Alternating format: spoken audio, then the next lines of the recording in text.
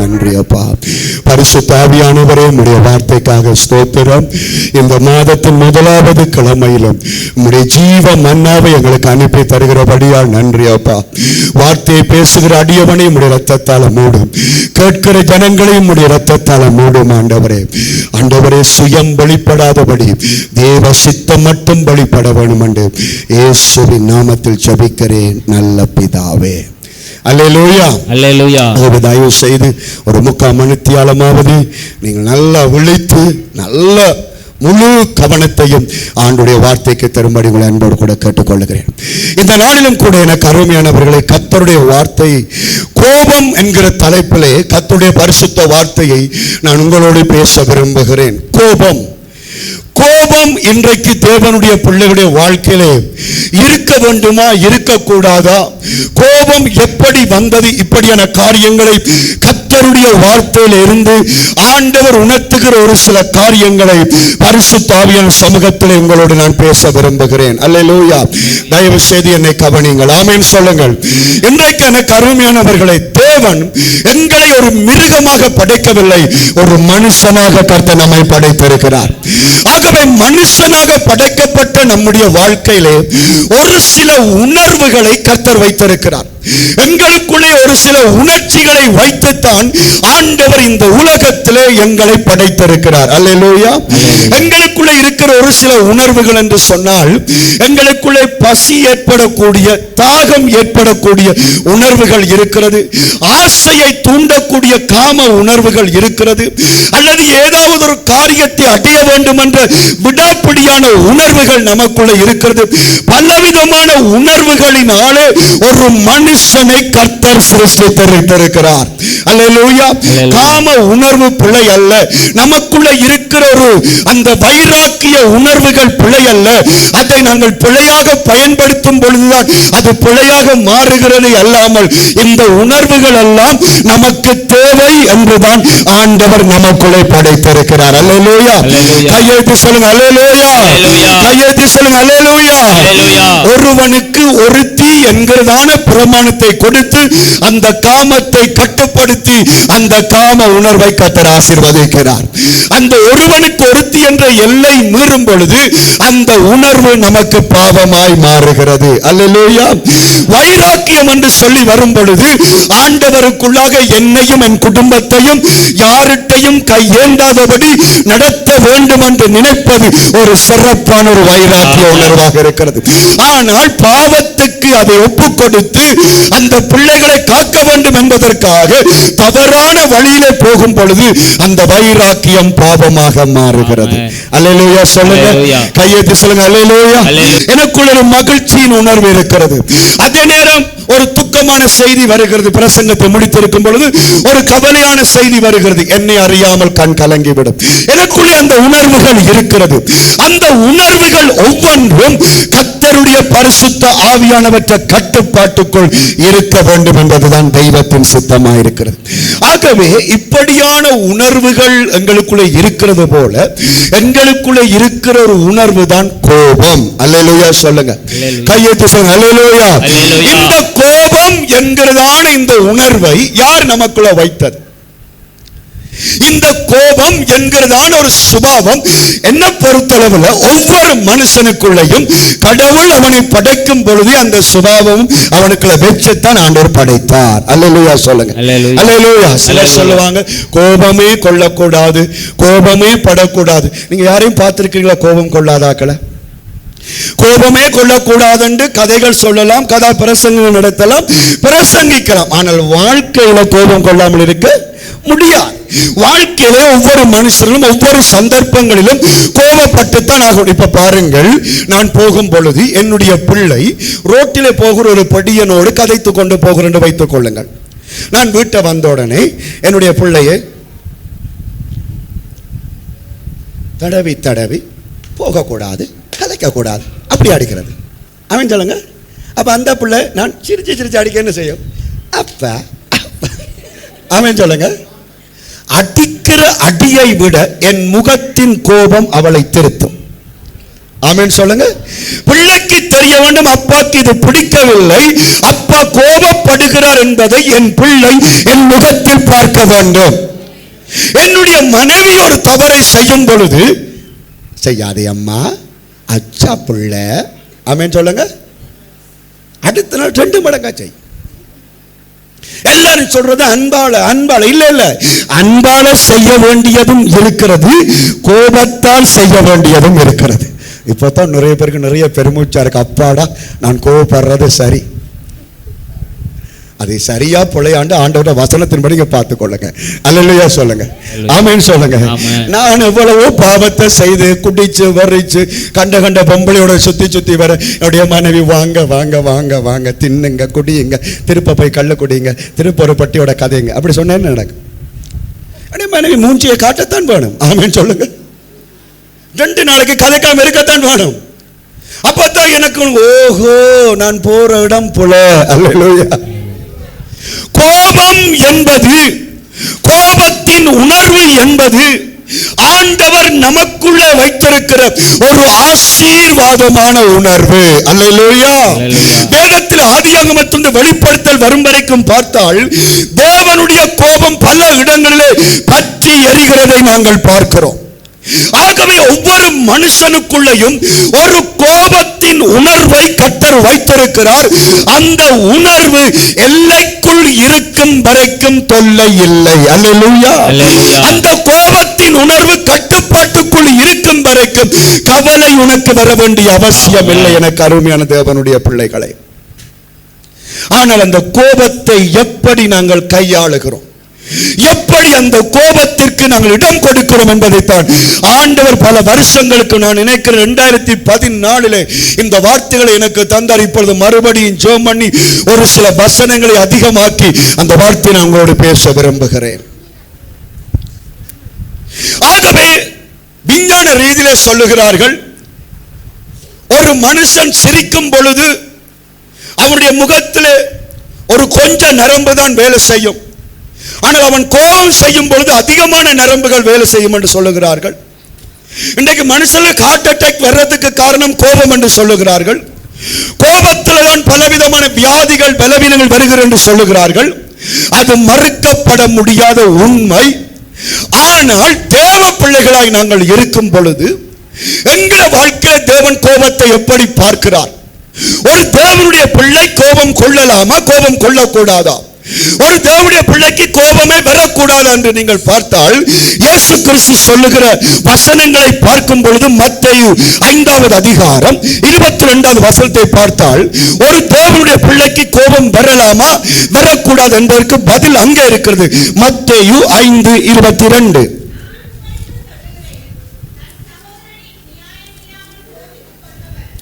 இயேசு சொல்லுகிறார், நான் உங்களுக்கு சொல்லுகிறேன், காணும் என்ன கவனியுங்கள். இயேசு சொல்லுகிறார், நான் சொல்லுகிறேன், தன் சகோதரனை நியாயம் இல்லாமல் கோபித்துக் கொள்ளுகிறவன். வேதம் என்ன சொல்லுகிறது? உன் சகோதரனை நியாயம் இல்லாமல் நீ என்ன செய்யக்கூடாது? கோபிக்க கூடாது. காரணம் இல்லாமல் நீ கோபிக்க கூடாது. அப்படியானால் அதனுடைய மறுபக்கம் என்ன? அதனுடைய அடுத்த பக்கம் என்ன? ஆண்டவர் சொல்லுகிற காரியம் என்ன? நியாயம் இருந்தால் கோபம் கொள்ளு. அல்லேலூயா சொல்லுங்க. அல்லேலூயா. காரணம் இருந்தால் கோபம் கொள்ளு. ஒரு காரணமுமே இல்லாம சிலர் சொல்லுவாங்க, பாஸ்டர் என்னண்டே தெரியல, திடீரென்று என்ன போட்டு அடிக்கிறார். சிலர் சொல்லுவாங்க, என்னண்டே தெரியல பாஸ்டர், மனுஷி திடீரென்று முகம் மாறி நிற்கிறாள். அது காரணம் இல்லாத கோபங்கள். அதை கர்த்தர் அங்கீகரிக்கவில்லை. ஆனால் நியாயத்தோட காரணத்தோட ஒரு கோபம் ஒரு பிள்ளைக்கு வருவதை வேதம் தவறாக பார்க்கவில்லை. அல்லேலூயா சொல்லுங்க. அல்லேலூயா. கையெழுத்து சொல்லுங்க. அல்லேலூயா சொல்லுங்க. அல்லேலூயா. கையெழுத்து சொல்லுங்க. அல்லேலூயா. அல்லேலூயா. 9 மணி ஆராதனைக்கு நீங்க 10 மணிக்கு வாரீங்க. பாஸ்டர் சிரிச்சு கொண்டிருக்கலாமா? இந்த ஞாயிற்றுக்கிழமை பிரசங்கத்தை கேட்கறீங்க, திங்கக்கிழமை வீட்டில் சண்டை பிடிக்கிறீங்க. பாஸ்டர் வந்து சந்தோஷம் பொங்குது என்று பாடலாமா? பாஸ்டர் சொல்லிட்டு போறேன், நீ உங்களை விட ஜெபிக்க மாட்டேன் அண்டுட்டு போவார். நீங்க அடுத்த நாள் என்ன சொல்லுவீங்க? இவரெல்லாம் பாஸ்டரா, பந்தார், ஜெபிக்கவும் மாட்டேனா, நாங்கள் அங்கே பார்ப்போம். பாஸ்டர் கோபிச்சதுக்கு காரணம் என்ன? பாஸ்டர் ஏன் ப்ரே பண்ணாம போனார்? ஏன் முகத்தை பார்க்காம போனார்? நியாயம் அங்கே ஒன்று இருக்கிறது. ஆகவே இயேசு கிறிஸ்து சொல்லுகிறார், நியாயம் இல்லாம நீ கோபிக்காத, ஆனால் காரணம் ஒன்று இருந்தால் உடைய மனைவி மேல, உடைய பிள்ளைகள் மேல, உடைய சக விசுவாசி மேல, அயல் வீட்டின் மேல ஒரு காரணம் கோபத்துக்கு இருக்க வேண்டும். அல்லேலூயா. அந்த காரணம் தோரணங்களால் சோடிக்கப்பட்டதால் இருக்கக்கூடாது, சரியான காரணமா இருக்க வேண்டும். அல்லேலூயா. நித்திர கொண்டு வெள்ளன எழும்பினுடைய சண்டை வரும். அப்பொழுது ஏன் அப்பா சண்டை பிடிக்கிறீங்கன்னு கேட்டால் அப்பா சொல்லுவார், கனவு கண்ட நான், நீ இப்படி செய்கிறாய். நீ கனவு கண்டதற்கும் நீ கோபிக்கிறதற்கும் காரணத்தை தோற்காத. காரணம் என்பது ஒரு நியாயமாக, ஒரு நீதியாக, ஒரு நேர்மையாக இருக்க வேண்டும். அந்த நேரம் தேவ பிள்ளைகள் வாயிலையோ முகத்திலேயோ ஒரு கோப உணர்ச்சி வெளிப்படுவது அது பாவம் இல்லை. ஏனென்றால் வேதத்திலேயே இந்த உலகத்திலே மிகுந்த சாந்த குணம் உள்ளவன் என்கிறவன் யாரு? மோசே. மிகுந்த சாந்த குணம் உள்ளவன் கர்த்தர் அவனை சொல்லுகிறார். ஆனால் அவன் மலையில 40 நாள் ஜெபிச்சுட்டு வரும் பொழுது, ஜனங்கள் பாவம் செய்யும் பொழுது அவன் என்ன செய்கிறான்? கற்பலகையை தூக்கி எறிகிறதை நாங்கள் பார்க்கிறோம். இன்னொரு இடத்திலே மோசேயுடைய வாழ்க்கையில் வந்த அந்த கோபத்தை படியுங்கள். யாத்திராகமம் 11வது அதிகாரம், யாத்திராகமம் 11வது அதிகாரம் 8வது வசனம்.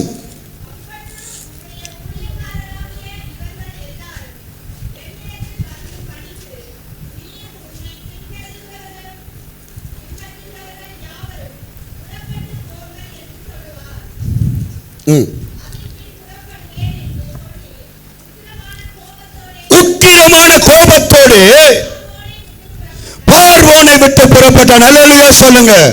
இங்க மோசேயை பார்க்கும் பொழுது பார்வோனுடைய அரண்மனைக்கு போகிறான்.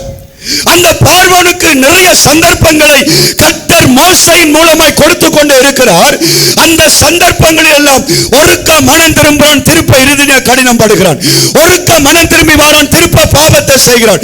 இப்படியே தொடர்ந்து ஆண்டவரையும் ஆண்டவற்ற ஊழியக்காரனையும் பார்வோன் பேக்காட்டி கொண்டு ஏமாற்றி கொண்டு இருக்கும் பொழுது ஒரு கட்டத்தில் மோசே அவனோடு பேசிவிட்டு சொல்லுகிறான், நீ உன்ற வாசற்படி மிதிக்க மாட்டேன், நீயா தேடி வருவாய் என்று சொல்லிவிட்டு உக்கிரமான கோபத்தோடு அவன் கடந்து போனான் என்று வேதத்தில் நாங்கள் வாசிக்கிறோம். தொடர்ந்து அவர்கள் பாவம் செய்த பொழுது அந்த சாந்த குணமுள்ள மனுஷனுக்கு என்ன வருகிறது? கோபம் வருகிறது. ஆகவே எனக்கு அருமையான கர்த்தருடைய பிள்ளைகளே, கோபத்தின் உணர்ச்சி என்பது எல்லாரையும் சரிப்படுத்தி நடத்துவதற்கு தேவன் நமக்குள் வைத்திருக்கிற ஒரு ஆசீர்வாதமான வாய்க்காலாய் இருக்கிறார். அல்லேலூயா. அல்லேலூயா சொல்லுங்க. அல்லேலூயா. அல்லேலூயா சொல்லுங்க. அல்லேலூயா. அல்லேலூயா சொல்லுங்க. அல்லேலூயா. அல்லேலூயா. அல்லேலூயா. அவர் எல்லா மனுஷரையும் சாந்த குணம் உள்ளவர். நம்முடைய ஆண்டவர் இயேசு கிறிஸ்து யார்? அவர் சாந்தத்தின் சொரூபி, சாந்தத்தின் கடவுள், மன்னிப்பின் தெய்வம், அன்பின் பிதா. ஆனால் அவர் தன்னுடைய ஊழிய காலத்தில் செய்ததை அதையும் வாசித்து நான் செய்தியின் ஆழத்துக்குள்ளே செல்ல விரும்புகிறேன். யோவான் எழுதின சுவிசேஷத்திலே இயேசு கிறிஸ்து செய்த காரியத்தை நாங்கள் பார்க்கிறோம். வாசித்துக் கொள்ளுங்கள். யோவான் எழுதின சுவிசேஷம் 2வது அதிகாரம் 14வது வசனத்திலிருந்து படிங்க. யோவான் 2:14. தேவாலயத்திலே ஆடுகள் மாடுகள் புறாக்களாகிய இவைகளை விற்கிறவர்களையும் காசுக்காரர் உட்கார்ந்திருக்கிறதையும் கண்டு இயேசு கண்டு கயிற்றினால் ஒரு சவுக்கை உண்டு பண்ணி அவர்கள் யாவரையும் ஆடு மாடுகளையும் தேவாலயத்துக்கு புறம்பே துரத்தி விட்டு காசுக்காரருடைய காசுகளை கொட்டி பலகைகளை கவிழ்த்து போட்டார். புறா விற்கிறவர்களை நோக்கி, இவைகளை இவ்விடத்திலிருந்து எடுத்துக்கொண்டு போங்கள், என் பிதாவின் வீட்டை வியாபார வீடாக்காதீர்கள்.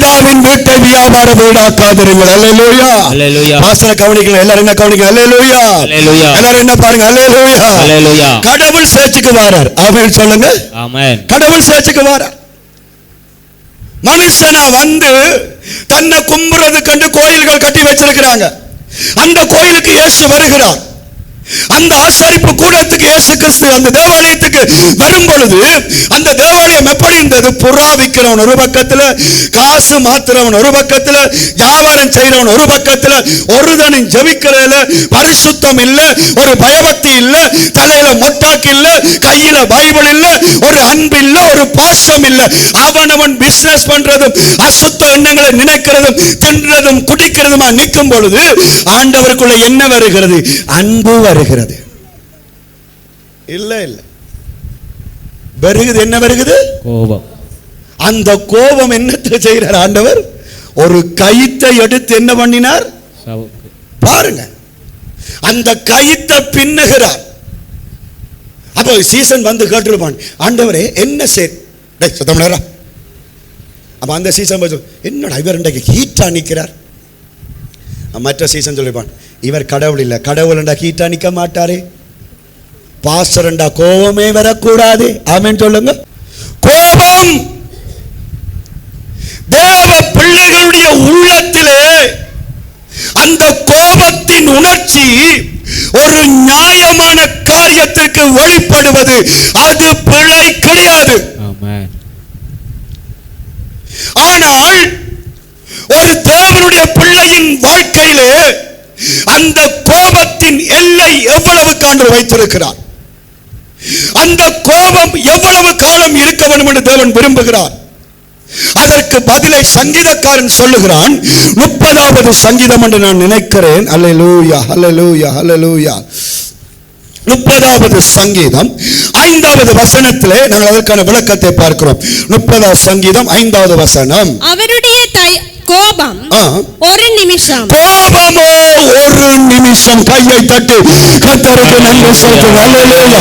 நல்ல கையை தட்டி, நல்ல கையை தட்டி, நல்ல கையை தட்டி. அல்லேலூயா அல்லேலூயா. கோபம் அது எவ்வளவு நேரம் இருக்க வேண்டுமா? ஒரு நிமிஷம். சொல்லுங்க. ஒரு நிமிடம். நல்லா சொல்லுங்க. ஒரு நிமிடம். நல்லா சொல்லுங்க. ஒரு நிமிடம். உங்களுக்கு எவ்வளவு நேரம் அங்க இருக்குது?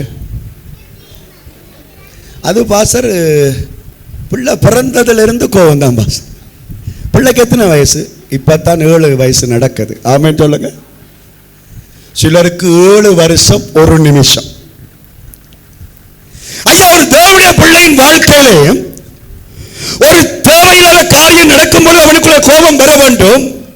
அந்த கோபம் எவ்வளவு நேரம் நீடிக்க வேண்டும் என்று வார்த்தை சொல்லுவென்றால் ஒரு நிமிடம் தான் அந்த கோபம் இருக்க வேண்டும். மறு நிமிஷம் தயவாக நீ மாற வேண்டும் என்பது தேவனுடைய சித்தம், தேவனுடைய அல்லேலூயா அல்லேலூயா. சொல்லுங்க அல்லேலூயா அல்லேலூயா. ஒரு நிமிஷம் நீ கோபப்படு, மறு நிமிஷம் நீ சாந்தத்துக்கு வா. ஆமென். என்ற வாலிப வயசுல நான் அதை கண்டேன். எனக்கு மூத்த 2 ஊழியக்காரருக்கு இடையில வாய்த்தர்க்கம் வந்து விட்டது. அப்ப நல்ல மூத்த ஊழியக்காரன் கொஞ்சம் அவரை விட குறைந்தவரை காரணம் இல்லாமல் திட்டி போட்டார், காரணம் இல்லாமல் பேசிவிட்டார். நான் கவனிச்ச பொழுது இந்த ஆளுக்கு வேறு வேர்த்து அப்படி நான் அந்த பார்க்கவே இல்லை.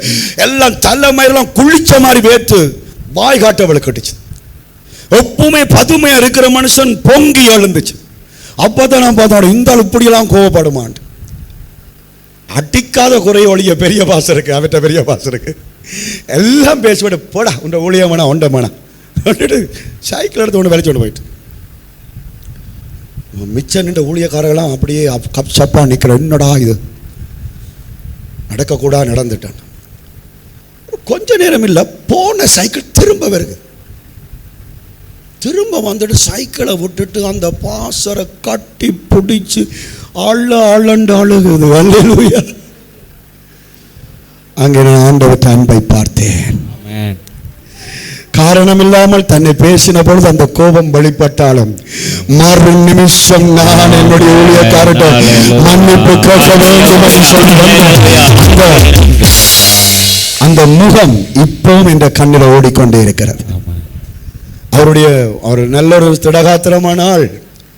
ஆனால் எந்த அளவுக்கு சினந்தாரோ நாங்களே நினைச்சோம் நீ ஊழியமே செய்ய மாட்டோம். எந்த அளவுக்கு கோபப்பட்டாரோ அடுத்த கணம் அவ்வளவு மறந்து அந்த ஊழியக்காரனை அணைக்கக்கூடியதாக காத்திருக்கிறார். அப்பொழுது அந்த பெரிய ஊழியக்காரனை ஒன்றும் செய்ய அவர் 2 பேரும் கட்டிப்பிடிச்சு அழுது கொண்டே இருந்தாங்க. அல்லேலூயா, அல்லேலூயா, அல்லேலூயா. இதுதான் தேவ பிள்ளையுடைய கோபம். இதுதான் தேவ பிள்ளையுடைய வைராக்கியம். அல்லேலூயா. அது ஒரு நிமிஷம் தான். மறு நிமிஷம் தேவனுடைய தயவு, தேவனுடைய கிருபை, தேவனுடைய பாசம்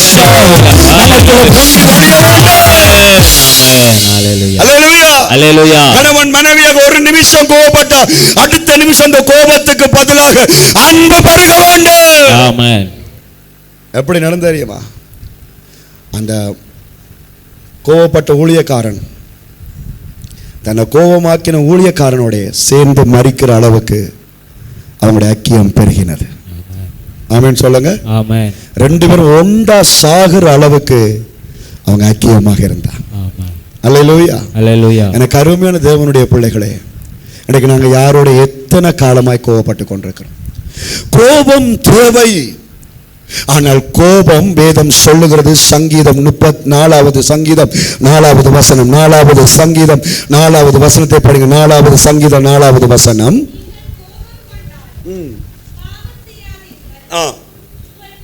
மைக் வேலை செய்யல. உங்கள் படுக்கையிலே உங்கள் இருதயத்தில் பேசிக் கொண்டிருங்கள். அல்லேலூயா.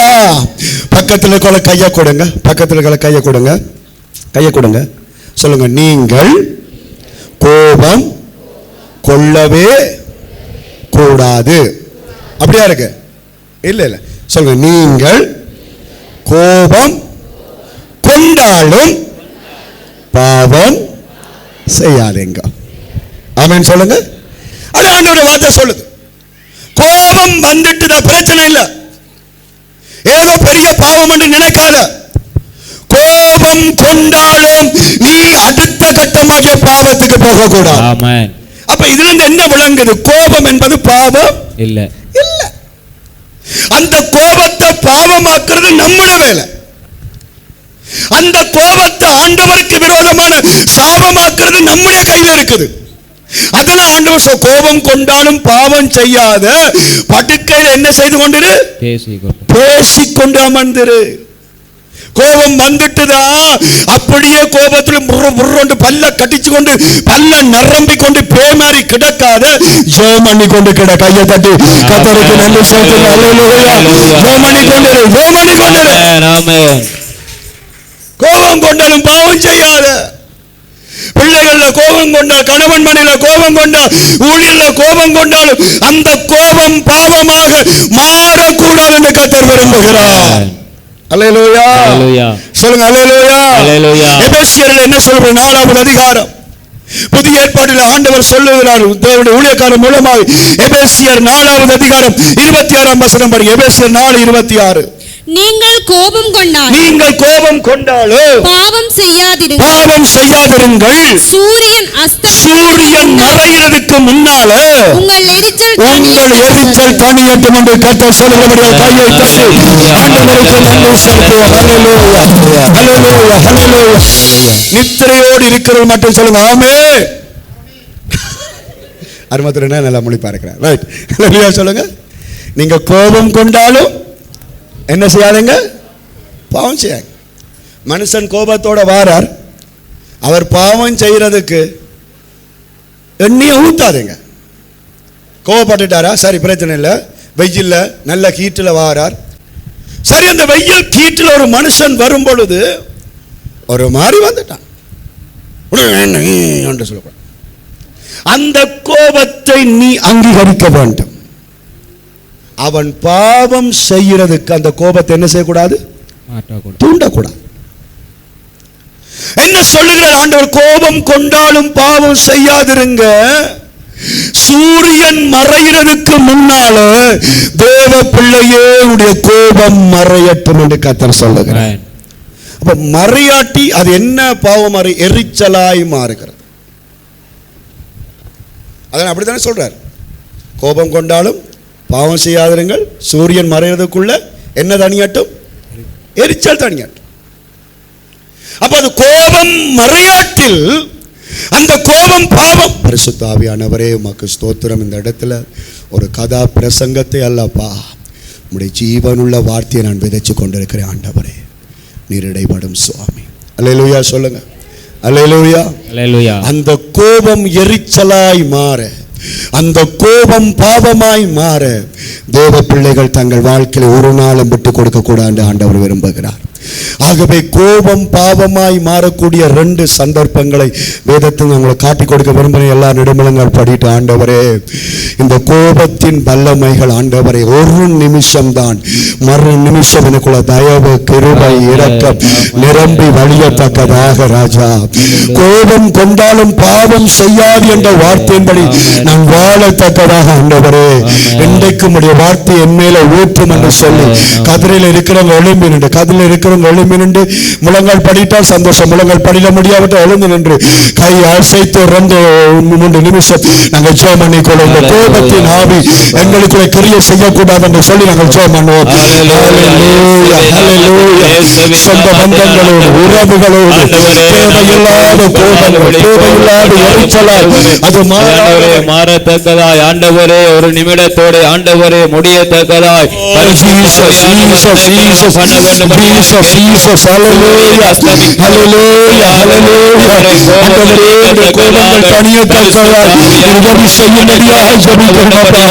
எங்களுடைய கோபங்கள் தணியத்தக்கதாய் உதவி செய்யும்படியாக ஜெபிக்கிறோம். ஆண்டவரே நன்றி அப்பா, நன்றி அப்பா, நன்றி அப்பா, நன்றி நன்றி. ஹல்லேலூயா, ஹல்லேலூயா, ஹல்லேலூயா. அமர்ந்திருப்போம். ஹல்லேலூயா.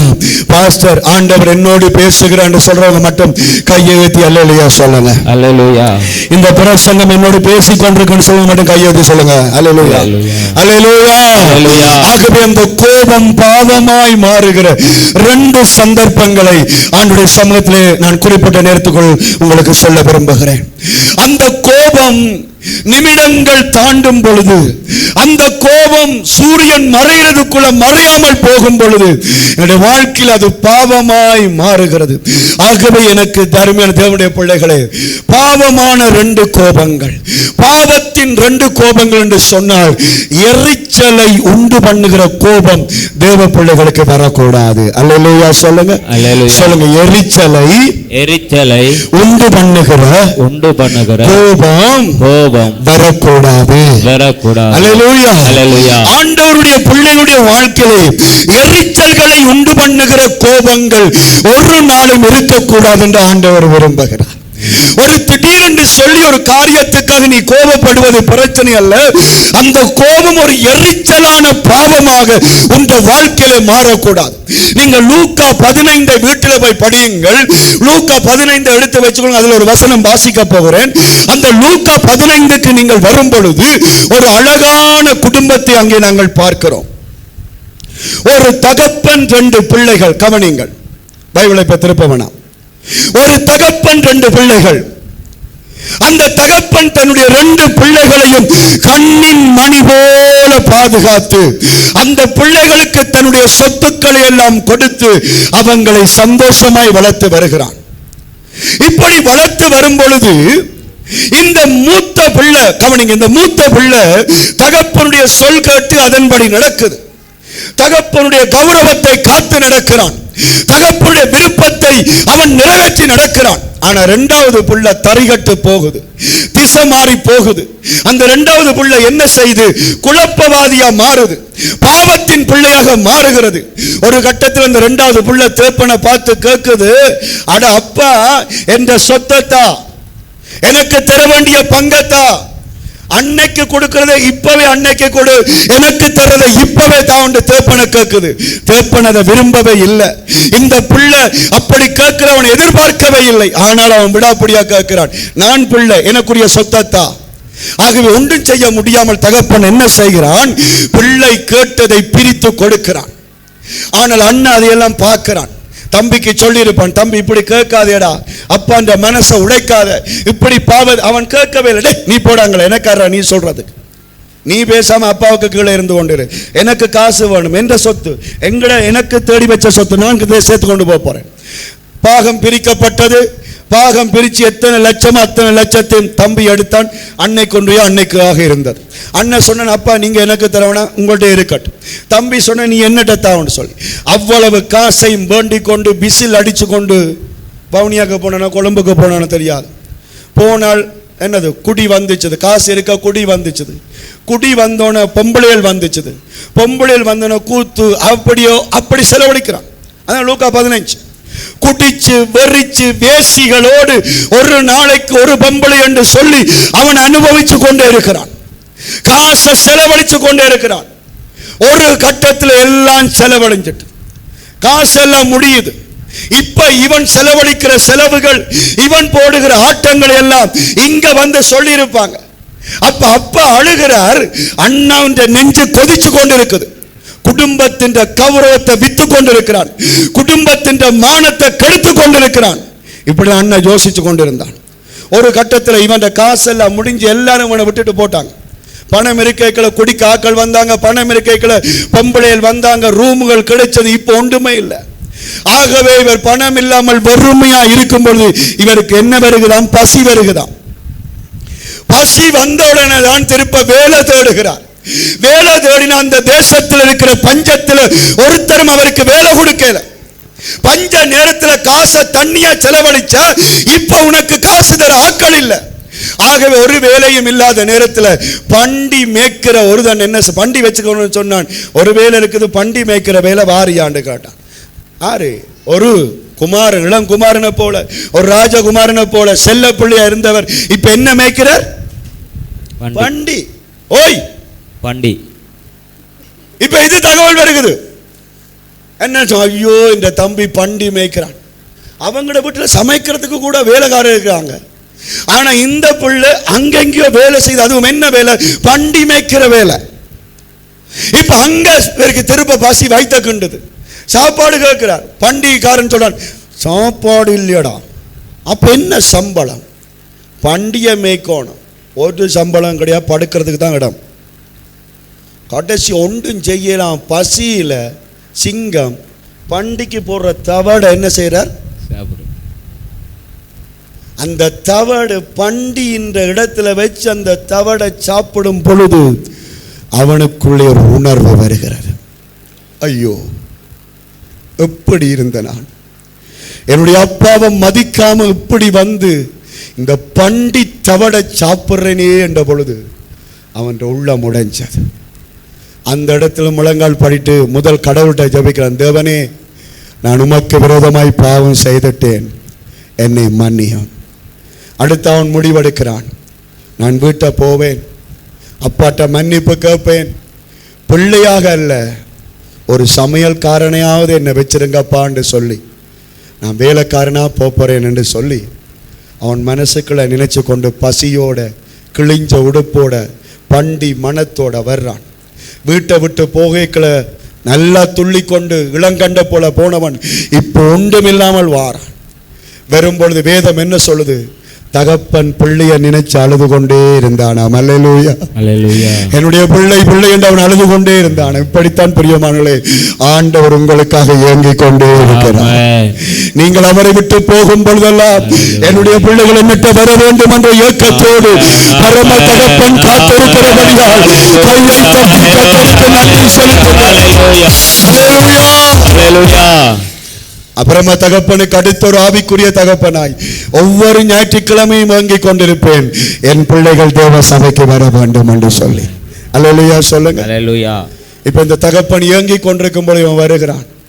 இப்ப தகப்பன் பார்க்கிறான், ஐயோ என்ற பிள்ளை நடந்து வார மாதிரி கிடக்குது, நல்லா போன பிள்ளை இப்படி வருகுதே என்று சொல்லி அவன் உள்ளமெல்லாம் உடைஞ்சிட்டு இப்படியெல்லாம் நடந்துட்டுது என்று சொல்லி, ஆனாலும் என்ற பிள்ளை என்னால விட இயலாது என்று சொல்லி அவன் என்ன செய்கிறான்? எழும்பி பிள்ளைய நோக்கி ஓடுகிறான். அவன் பிள்ளை பார்க்கிறான், ஐயோ அப்பா அடிக்க போறாரோ, என்ன செய்ய போறான்னு. அவன் பயத்தில் இருக்கும் பொழுது அப்பா ஓடி வந்து பார்த்தா கிட்டவே வரையில்லாத மனமா இருந்திருக்கும். அவன் தோற்றம் எல்லாம் மாறி இருந்திருக்கும். அது ஒன்றையும் பார்க்காமல் அப்பா அவனை கட்டி அணைத்தான். சொல்லுங்க அல்லேலூயா. கையை உயர்த்தி சொல்லுங்க அல்லேலூயா. அந்த அப்பா தான் ஆண்டவராகிய இயேசு கிறிஸ்து. எங்களை கட்டி அணைத்த நல்ல தகப்பனுக்கு கையை தட்டி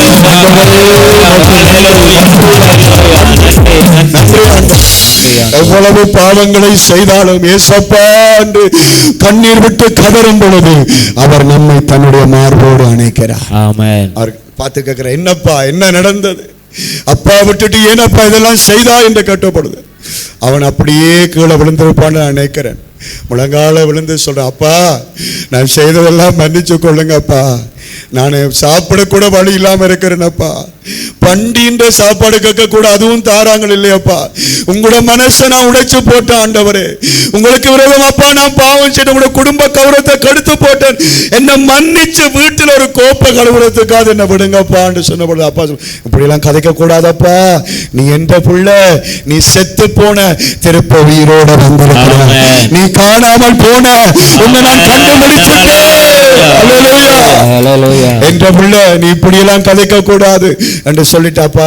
அவனை கண்ணீரை துடைச்சு சந்தோஷமா வீட்டுக்குள்ள கொண்டு வந்து அப்ப வேலைக்காரங்களாம் பாருங்க பாக்குறாங்க, என்னடா இவ்வளவு உங்களோட உள்ளத்தை உடைச்சு உங்களை முறிச்சு உங்களோட குடும்பத்தையே நடுத்தருவுக்கு கொண்டு வந்தவன ஒரு வார்த்தை சொல்லாம ஒரு அடி போடாமல் ஒரு ரெண்டு நியாயம் கதைக்காம கொண்டு வாருங்கள் என்றெல்லாம் கதைச்சிருப்பாங்க. அப்பா சொல்றான், ஒருத்தரும் கதைக்க கூடாது என்ற புள்ள திரும்பி என்னட்ட வந்துட்டான். ஆமென் சொல்லுங்க, அது எனக்கு போதும் என்று சொல்லிட்டு அவன் சொன்னான், இப்பவே என்ற பிள்ளைக்கு புது உடுப்பு கொண்டு வாங்க, இன்னொரு ஆள் வந்து பிள்ளைக்கு குளிக்க ஊத்துங்க, என்ற பிள்ளைக்கு புது உடுப்பை கொடுங்க, இன்னொரு ஆள் போய் ஆடாடி, இன்னொரு ஆள் மாடாடி, இன்னொரு ஆள் எல்லாம் கொண்டாடு, மியூசிக்காரங்களா கொண்டு வா, பெரிய ஒரு கொண்டாடத்தை கொண்டாடு, கரங்களை தட்டி கர்த்தருக்கு நன்றி செலுத்துங்க.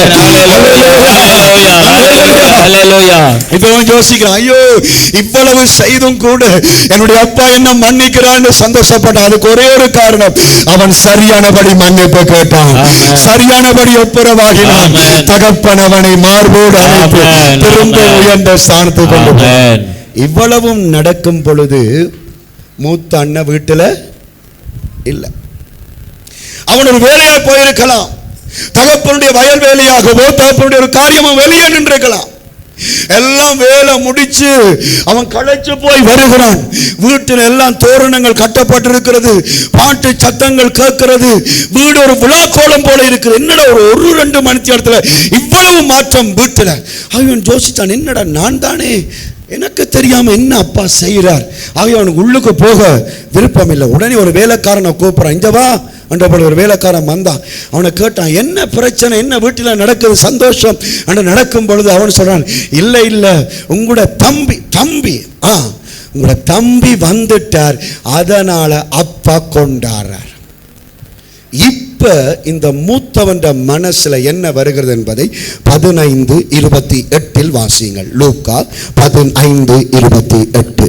அப்பொழுது அவன் கோபம் அடைந்து உள்ளே போக மனதில்லாதிருந்தான். அப்பொழுது அவன் கோபம் அடைந்து உள்ளே போக மனதில்லாதிருந்தான். அங்கே பாருங்கள், அப்பா பிள்ளைய மன்னிச்சு வீட்டுக்குள்ள எடுக்கிறார். ஆனால் அன்னைக்கு என்ன வரவில்லை, அந்த மன்னிப்பு வரவில்லை, கோபம் வருகிறது. அந்த கோபம் பிள்ளையா சரியாண்டு கேட்டா என்ன பொறுத்தவரை சரியாண்டு தான் சொல்லுவேன். ஆமென் சொல்லுங்க. ஆமென். 6 மணிக்கு வர வேண்டிய பிள்ளை 10 மணிக்கு வந்தா கோபம் வரும். ஆகவே இவனுக்குள்ளே கோபம் வந்தது தவறு கிடையாது. ஏனென்றால் வீட்டையே வித்தவன், வீட்டையே நடுத்தரவுக்கு கொண்டு வந்தவன், 4 பேர் கதைக்கிற அளவுக்கு இந்த வீட்டை கொண்டு வந்தது அவன்தான். ஆகவே இப்ப எல்லாத்தையும் செலவழிச்சு போட்டு ஒரு ஒட்டு துணியில் அவள் வந்திருக்கிறானே, கோபம் வந்து விட்டது. ஆனால் அந்த கோபம் என்னவாக மாறுகிறது, பாவமாய் மாறுகிறது, எரிச்சலாய் மாறுகிறது. அவன் சொல்லுகிறான், என்ன தம்பி உள்ளுக்கு இருந்தா நான் உள்ளுக்கு வர மாட்டேன். அப்பா தம்பியை நீ வீட்டுக்குள்ள வச்சிருந்தால் இந்த வீடு எனக்கு தேவையில்லை. அப்பா வெளியே வந்து, அடே மூத்தவா என்னடா இப்படி செய்கிற, எங்கட தம்பி தானடா, உண்ட கூட பிறந்த சகோதரன் பாவம் செய்தான்டா, திருந்திட்டானடா, வாழ சந்தோஷப்படும். இல்ல அவன் சொல்ல, இல்ல இல்ல இல்ல நான் இவ்வளவு நாளும் ஒரு பிழையும் உமக்கு செய்யல, ஒரு குற்றமும் நான் உமக்கு செய்யல, ஒரு ஆட்டுக்குட்டிய எங்கட சிநேகிதத்தோட அடிக்க கூட நான் உமக்கு கேட்கல. ஆனா இன்றைக்கு இவ்வளவு செலவழிச்சு தேசிகளோட கண்ட இடத்துக்கும் போயிட்டு வந்தாய். பிள்ளைய நினைச்சு அழுது கொண்டிருந்தான், கவலைப்பட்டு கொண்டிருந்தான். போன வழிய அவன் கண்டுபிடிச்சு திரும்பி வந்த பொழுது பிள்ளை அவன் உதறி தள்ளவும் இல்லை. அப்படித்தான் எங்கட வாழ்க்கையில யாராவது செய்தால், சரியான மன்னிப்பு கேட்டால், ஒரு நிமிஷம் கோபம் வந்தாலும் மறு நிமிஷம் அவர்களை மன்னிக்கக்கூடிய சுபாவம் நமக்குள்ள வர வேண்டும். அதை கர்த்தர் விரும்புகிறார், அதை கர்த்தர் எதிர்பார்க்கிறார். தொடர்ந்து எரிச்சல் பட்டு கொண்டிருக்காருங்க. இவன் இருக்கிற இடத்துல நான் இருக்க மாட்டேன், இவள் இருந்தால் நான் இருக்க மாட்டேன். இல்ல, ஒருக்கா கோபம் வந்துட்டு, ஒருக்கா பிரச்சனை வந்துட்டு அடுத்த கணம் கேட்கிறாங்க, என்ன மன்னிச்சு கொள்ளுங்க கேட்டால் நீங்க மன்னிக்க வேணும்னா கர்த்தருடைய வார்த்தை சொல்லுங்க. அல்லேலூயா.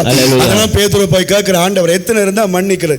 தண்ணியை 3 தரம் தானே மன்னிக்கும், 3 தரத்துக்கு மேல தாட்டிடுமே ஆண்டவரே, 3 தரத்துக்கு எடுக்காடி தாட்டு போடுமே, நான் எத்தனை மணி 70 தரம் மன்னிக்க வேணும்னு சொன்னார். அல்லேலூயா.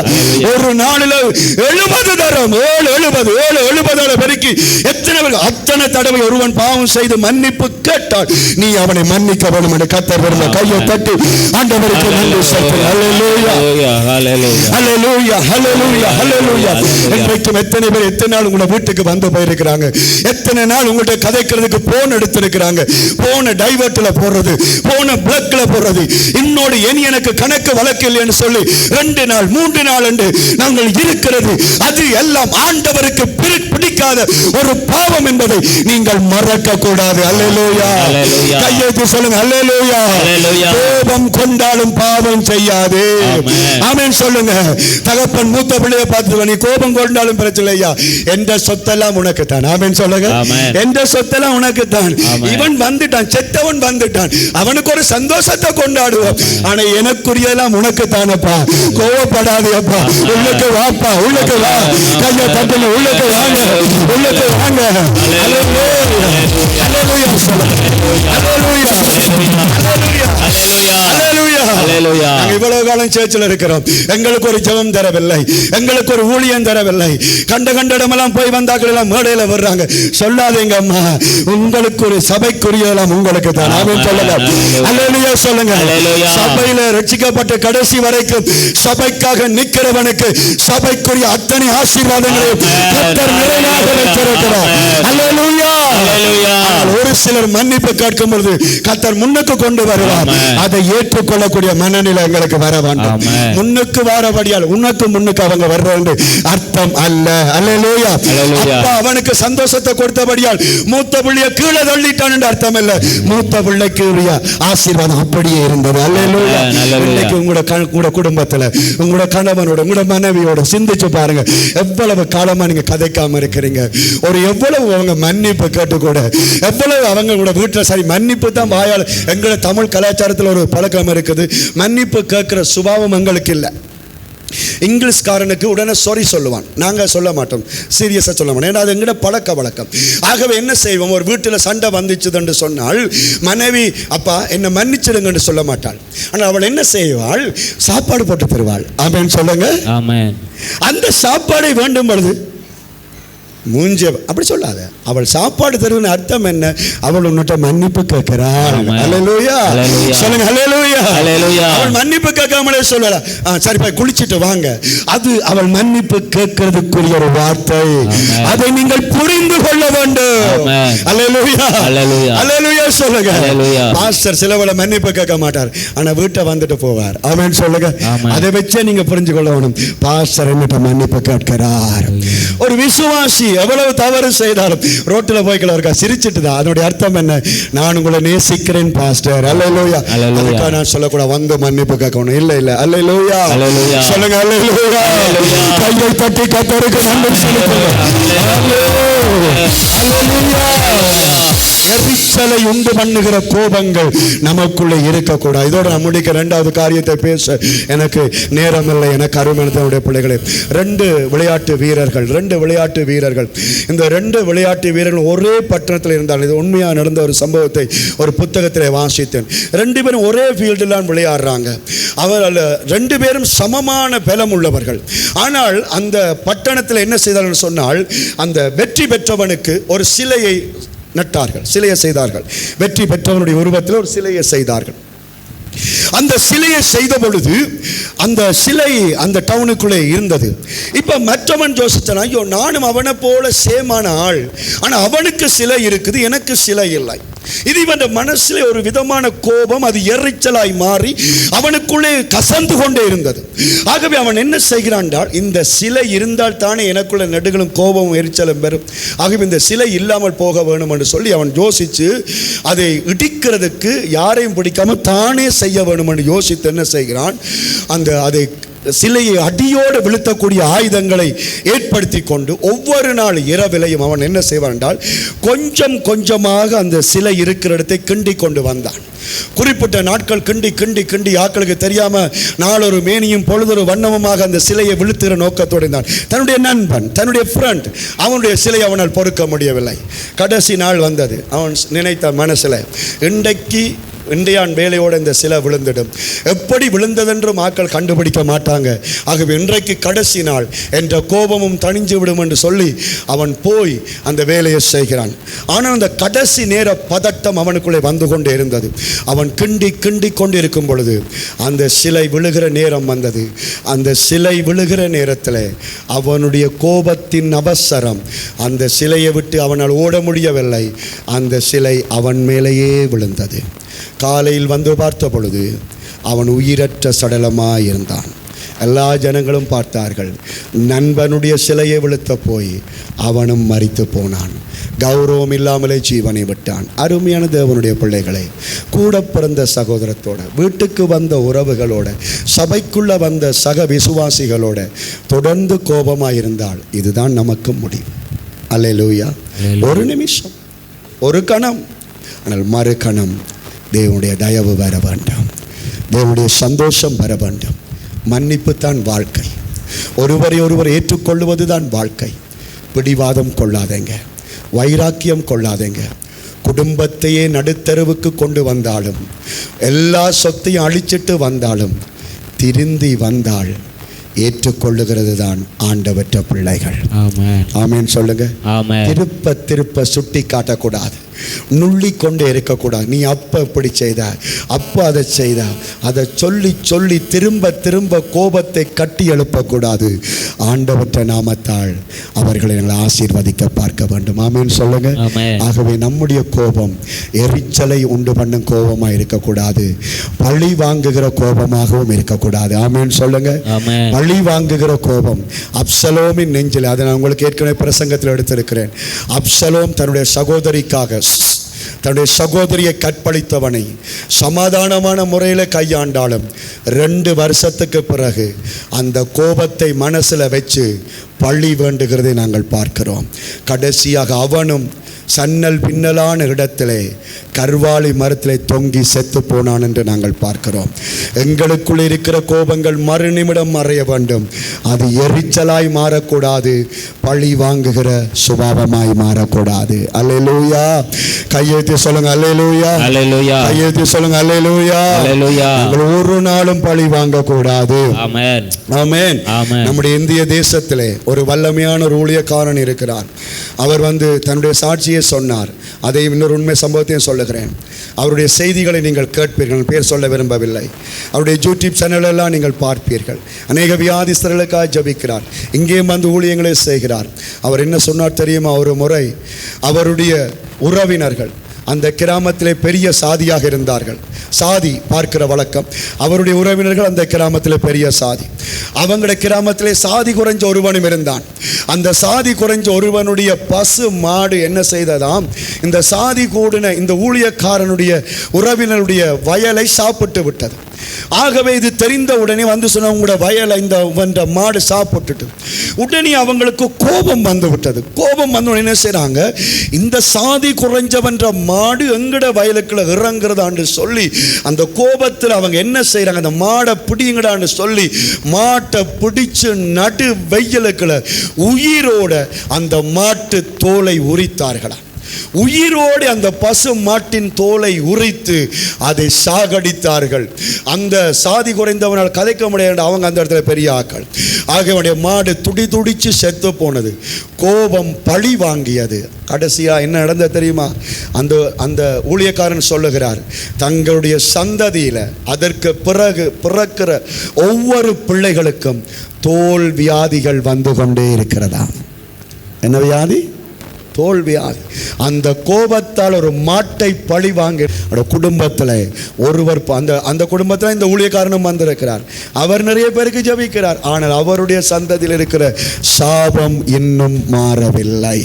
சகோதரங்களே, கோபத்தில் பழி வாங்குவீர்களாக இருந்தால் கர்த்தருடைய வார்த்தை உங்களை பழி வாங்கும் என்பதை நீங்கள் மறக்கக்கூடாது. ஆமென் சொல்லுங்க.